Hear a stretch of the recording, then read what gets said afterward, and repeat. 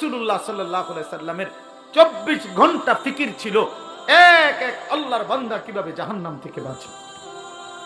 সাহাবায়ে কেরামের মৃত্যু পর্যন্ত ফিকির ছিল যে আল্লাহ পাকের এক এক বান্দা কেমনে জাহান্নাম থেকে বাঁচবে, জাহান্নাম থেকে বাঁচবে, জাহান্নাম থেকে বাঁচবে।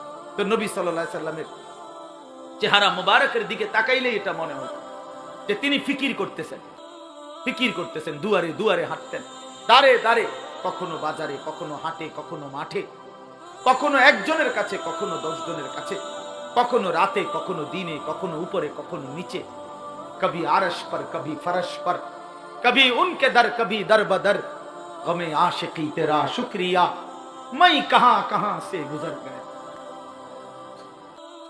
কই থেকে কই ছুটতেন, দুয়ার থেকে দুয়ারে ছুটতেন।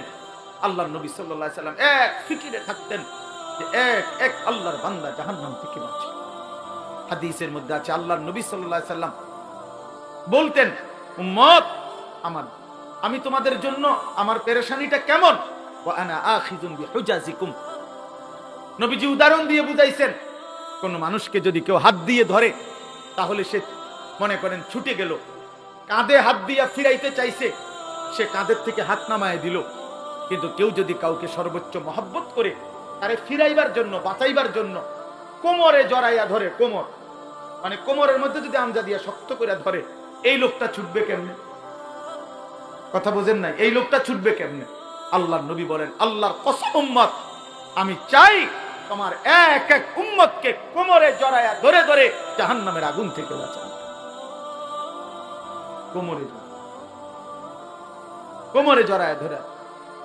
এই জন্য দোস্ত, মুমিন গাফিল হয় না, মুমিন গাফিল হয় না। যার সামনে আখিরাত সে গাফিল হবে কেন?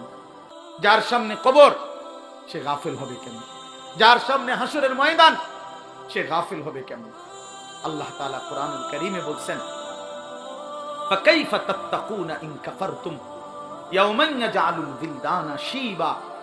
আল্লাহ বলেন, বান্দা, এই আমার বান্দা, দিন রাত তুমি যে নাফরমানি করছো, তুমি যে আমার নাফরমানি করছো বান্দা, আরে বান্দা তুমি বাঁচবা কেমনে সেই হাসরের দিন, যেই দিনের একদিনের পেরেশানি, দুঃখ, যন্ত্রণা, আযাব, কষ্টে ইয়াজআলুল বিলদানা শিবা, কোলের বাচ্চা বুড়া হয়ে যাবে, বুড়া হয়ে যাবে। কেমনে বাঁচবা বান্দা, কেমনে? একদিনেই তো হাসরের ময়দানে কোলের বাচ্চা বুড়া হয়ে যাবে। ফাবিআইয়ি হাদিসিন বাদাহু ইউমিনুন। আল্লাহ কোরআনে বলে, বান্দা আমি 23 বছর কোরআন নাজিল করেছি, 30 পারা কোরআন নাজিল করেছি বান্দা। সর্বশ্রেষ্ঠ ফেরেশতা জিবরাইলকে দিয়ে পাঠিয়েছি, আমার কলিজার টুকরা সর্বশ্রেষ্ঠ রাসূল, আমার সবচেয়ে প্রিয় বন্ধুর কাছে নাজিল করেছি। 23 বছর নাজিল করলাম, 30 পারা কোরআন নাজিল করলাম, জিবরাইলের মতো শ্রেষ্ঠ ফেরেশতা দিয়ে পাঠাইলাম, বন্ধুর মতো কলিজার টুকরা আমার আখিরি নবীর কাছে প্রেরণ করলাম। প্রতিটা কথা বান্দা আমি বারবার বারবার বললাম।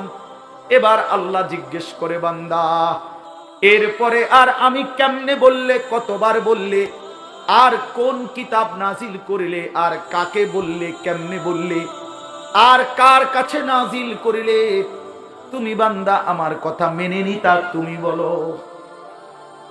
বলে যুবক ভাই যারা নামাজ পড়েন না, প্রিয় ভাই আমার, বন্ধু আমার, তোমার মালিক তোমারে আর কতবার বললে তুমি সেজদা দিতা?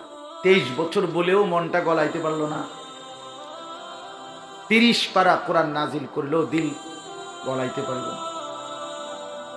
আর কতবার বললে ইয়া আইয়ুহাল্লাযীনা আমানু, হে ঈমানদারগণ।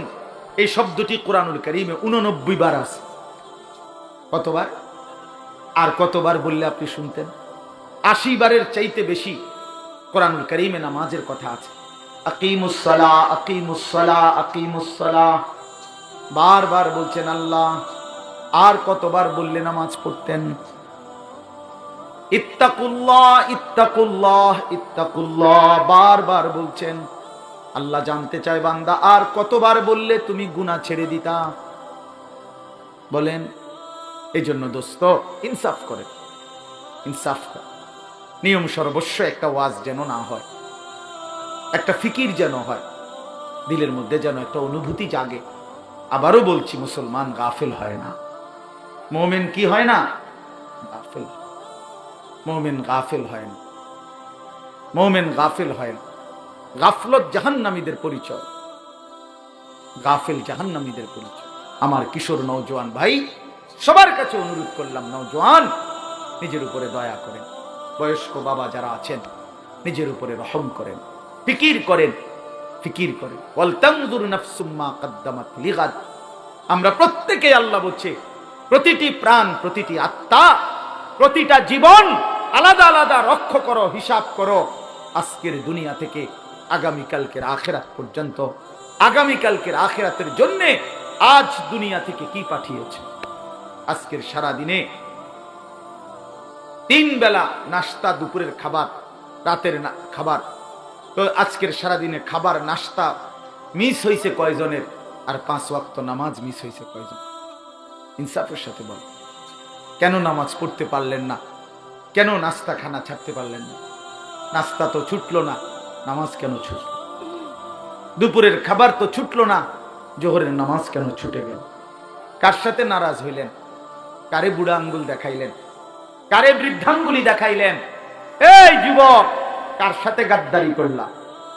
এই নাফরমান, কার সাথে গাদ্দারি করলা? তুমি জানো তোমার চাইতে অহংকারী, তোমার চাইতে বড় থেকে বড় গাদ্দার এই পৃথিবীতে আল্লাহ তাআলা নিশ্চিহ্ন করে দিতে। আওয়ালাম ইয়ালাম আন্নাল্লাহা قد أهلك من قبله من القرون من هو أشد منه قوة وأكثر جمعا। কোরআন শরীফের আয়াত, সূরা কাসাস, এই সূরার মধ্যে আয়াত। আল্লাহ বলছে, কারুনকে, মুসা নবীর জামানার সেই কারুন, ওই অহংকারী জালেম সম্পদশালী ছিল। আল্লাহ তাকে বলছেন, আমি অজস্র অগণিত সম্পদ, রাশি রাশি স্বর্ণ দিছি তারে, আমি স্বর্ণের স্তূপ দিছি তারে আমি। আল্লাহ বলেন, আমি তারে বলছিলাম আমার হক আদায় করো, সম্পদের যাকাত, সম্পদের দাম, সাদাকা করো, আমি দিছি। কোরআন শরীফে আছে, কারুন বলছে, ইন্নামা উতিতুহু আলা ইলমিন ইদ্দি। মুসা আল্লাহরে বইল, এই একটা সম্পত্তি আল্লাহ দেয় নাই, আমার জ্ঞান, আমার ইলম, আমার বুদ্ধি, আমার বিবেক, আমার বুদ্ধিমত্তা, এটা দিয়ে আমি কামাই করেছি। আল্লাহর কসম, এটা কোরআন শরীফে। কারুন এ কথা বলছে, এটা আমার শক্তি, আমার বুদ্ধি, আমার মেধা, আমার যোগ্যতায় আমি এই রোজগার করি। সার্টিফিকেটের বড়াই দেখান, সম্পদ আমি কামাই করি। আল্লাহ, তখন আল্লাহ বলছে, আচ্ছা বেঈমান, তুই জানো না আমি আল্লাহ তোমার চাইতে শক্তিতে, সম্পদে বেশি এমন অগণিত জাতি, গোষ্ঠী, ব্যক্তিকে ইতিপূর্বে ধ্বংস করে দিয়েছি, ধ্বংস করে দিয়েছি। হ্যাঁ হ্যাঁ, 16 বছরের জালেম জানতো না এর আগেও এমন জালেম পৃথিবী থেকে ধ্বংস হয়েছে। 54 বছরের সিরিয়ার বাশার আল আসাদ নামের ওই জালেম জানতো না যে এর আগেও বহু জালেম পৃথিবী থেকে নিশ্চিহ্ন হয়ে গেছে। ইসরায়েলের ওই ইহুদি কুত্তারাও জানে না যে এর আগেও তাদের আরো বড় বড় ক্ষমতাধর ইহুদি বেঈমান পৃথিবী থেকে নিশ্চিহ্ন হয়ে গেছে। জানে না, মনে নাই, ভুলে গেছে, ভুলে গেছে।